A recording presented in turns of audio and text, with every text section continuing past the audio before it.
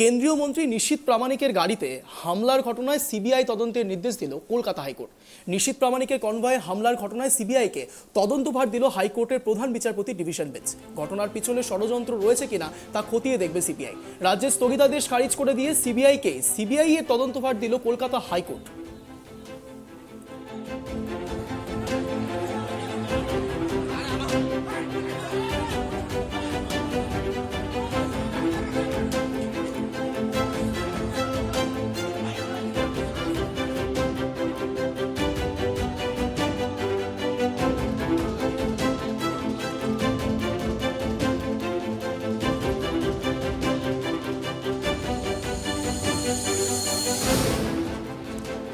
এর আগে আমরা দেখেছি নিশীথ প্রামাণিকের কনভয়ে হামলা এবং সেই হামলা জুড়ে রাজনৈতিক তরজা সম্পূর্ণভাবে রাজ্যে ছড়িয়ে গেছিল। শুধু রাজ্য নয়, রাজ্যের বাইরেও দেশের তদন্তকারী সংস্থাও কিন্তু এই বিষয় নিয়ে পরিলক্ষিত করতে এসেছিল।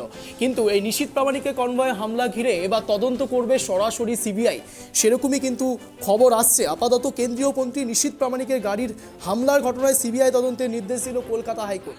এই বিষয়কে নিয়ে কিন্তু রাজনৈতিক তরজা অনেকদিন ধরেই তুঙ্গে রয়েছিল, যদিও বা এই বিষয়কে কেন্দ্র করে শাসক দলের পক্ষ থেকে সরাসরি দাবি করেছিল এটা বিজেপিরই কারসাজি, বিজেপিরই ষড়যন্ত্র। কিন্তু সেই ষড়যন্ত্রের শেষ কোথায় সেটাই এবার সিবিআই তদন্তে জানা যাবে। যদিও যা জানা যাচ্ছে আপাতত সূত্র মারফত, কেন্দ্রীয় মন্ত্রী নিশীথ প্রামাণিকের গাড়িতে হামলার ঘটনায় সিবিআই তদন্তের নির্দেশ দিয়েছে কলকাতা হাইকোর্ট।